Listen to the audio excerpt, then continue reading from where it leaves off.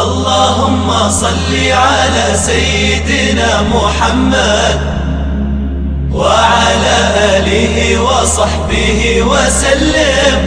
بسم الله الرحمن الرحيم. عن قبيصة رضي الله عنه قال: تحملت حمالة فأتيت رسول الله صلى الله عليه وسلم أسأله فيها فقال أقم حتى تأتيني الصدقة.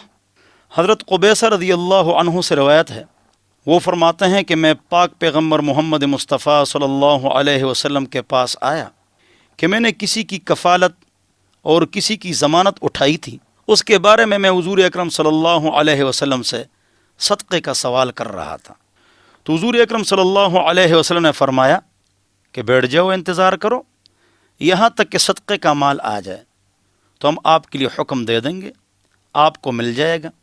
پھر حضور اکرم صلی اللہ علیہ وسلم نے میری تربیت فرمائی اور فرمایا کہ اے قبیصہ، سوال کسی گداگر کے لیے جائز نہیں، مانگتوں کے لیے جائز نہیں، یہاں تک کہ اس کے اوپر 3 حالات آ جائیں تو وہ سوال کر سکتا ہے اور نہیں کر سکتا ہے۔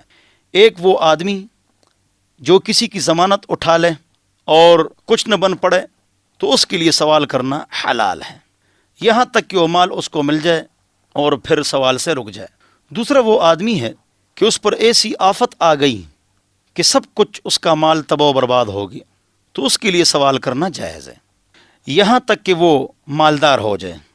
اور تیسرا وہ آدمی جو فاقے پر مجبور ہو جائے، گھر میں کھانے کے لیے کچھ نہ ہو تو اس کے لیے بھی سوال جائز نہیں جب تک اس کی قوم میں سے 3 عقل مند گواہی نہ دیں تو اس وقت تک وہ سوال نہیں کر سکتا ہے۔ حضرت قبیصہ رضی اللہ عنہ کو حضور اکرم صلی اللہ علیہ وسلم نے فرمایا کہ اے قبیصہ، اگر یہ 3 حالات نہ ہوں تو جو آدمی سوال کر کے کھاتا ہے وہ حرام کھاتا ہے، حرام کھاتا ہے۔ تو اللہ تعالی ہم سب کو سوال سے بچائے کہ بغیر ضرورت کے ہم سوال کریں۔ اللہ ہم سب کو سمجھ عطا فرمائے۔ اللهم صل على سيدنا محمد وعلى آله وصحبه وسلم.